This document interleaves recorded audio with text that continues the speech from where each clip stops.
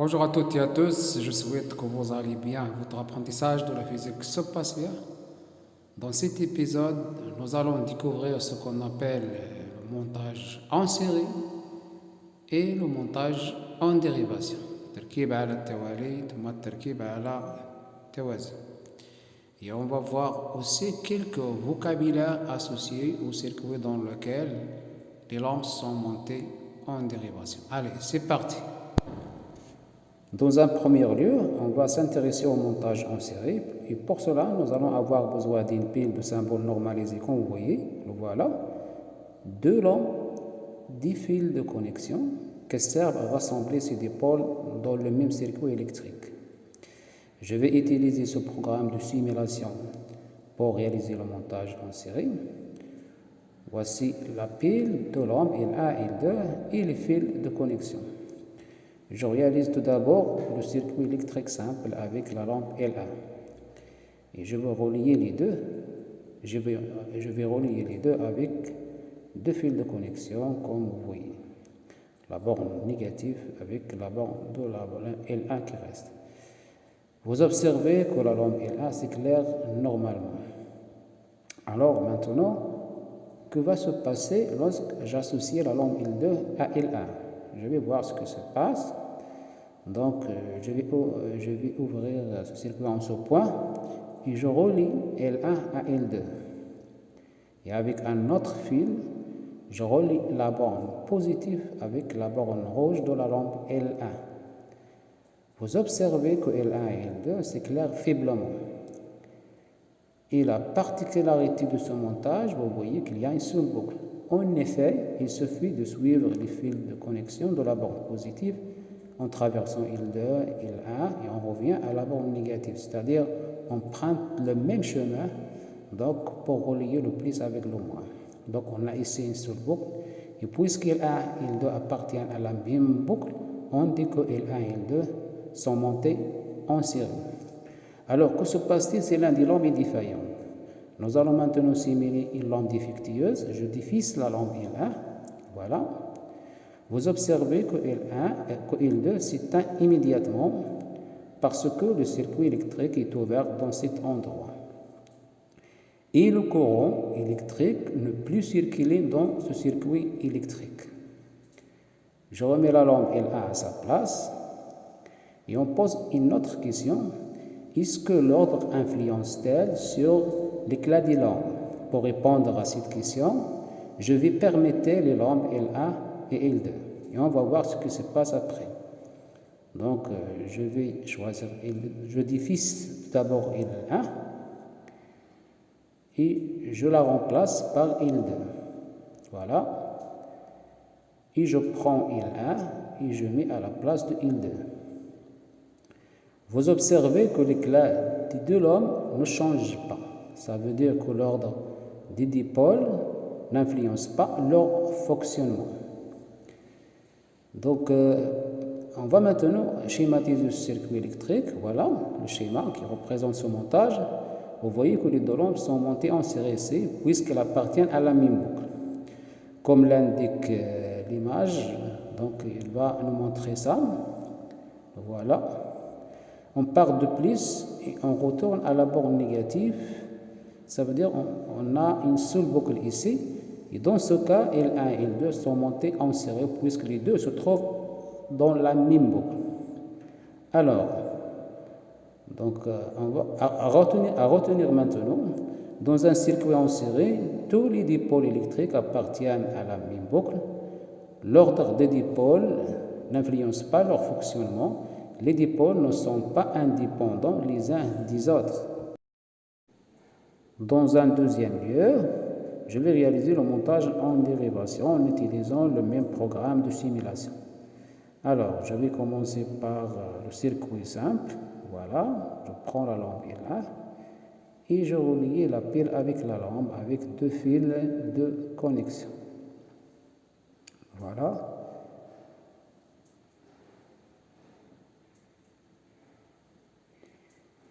Et la lampe L1 s'éclaire normalement. On a déjà vu ça.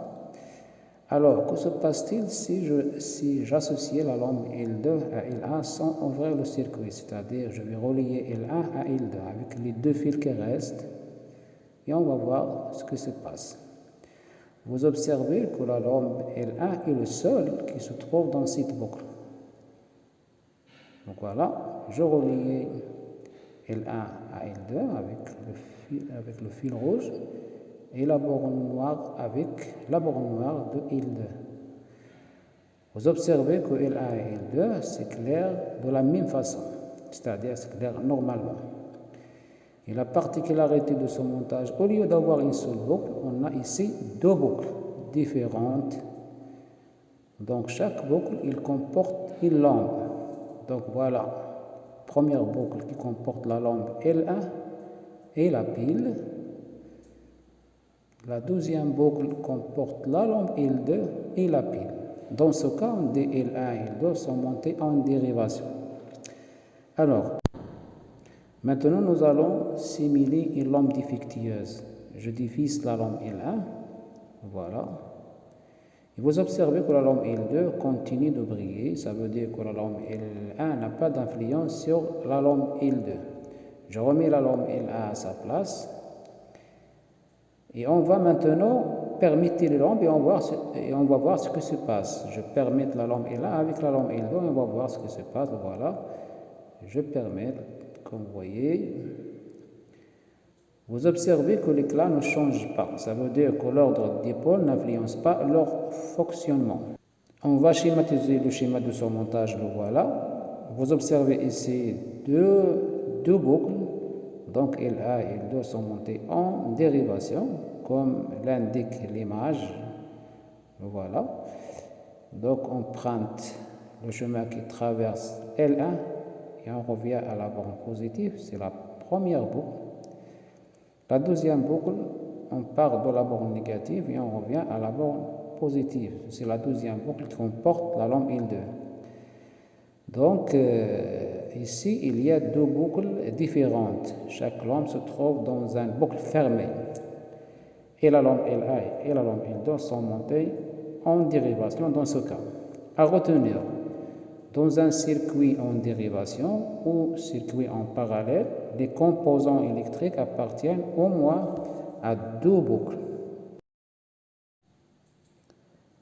On reprend le schéma de tout à l'heure. Vous observez ici deux points particuliers, le point A et le point B, que je les appelais les nœuds. Donc le point A et le point B. Donc le point A et le point B, c'est la rencontre de trois fils. Et ce point appelé nœud uqda. Regardez maintenant le point A, par exemple. Donc voilà le premier fil, voilà le deuxième fil, voilà le troisième fil. C'est pour cette raison qu'on l'appelle nœud. C'est la rencontre de trois fils. Voilà. Et aussi la même chose, B représente ici un nœud, puisque c'est la rencontre de trois fils. Et entre ces deux points, on trouve des traits. Ces traits, voilà, premier trait, deuxième trait et le troisième trait. Voilà. Ces traits, on les appelle branches. Donc la branche comporte L1, la branche comporte L2 et la branche comporte la pile. Donc la pile est appelée branche principale dans ce cas. Je la colore en rouge, ça s'appelle branche principale. L'autre branche dérivée, L1, et L2, branche dérivée. Un nœud, yani l'uqda, est le point où se rencontrent au moins trois fils. Regardons le schéma. C'est ça le nœud. Et vous avez ici trois fils qui se rencontrent pour donner un nœud. Et pour vérifier que vous avez bien compris, je vous donne un petit exercice à faire. Entoure le schéma correspondant à deux lampes branchées en dérivation. Vous avez ici deux schémas. Chaque schéma comporte quatre dipôles, deux lampes, moteur et la pile. Dans quel schéma les deux lampes sont montées en dérivation? Je vous donne quelques minutes pour réfléchir Et je vous conseille de mettre la vidéo sur pause, le temps pour faire cet exercice. Et on se retrouve tout de suite pour faire la correction.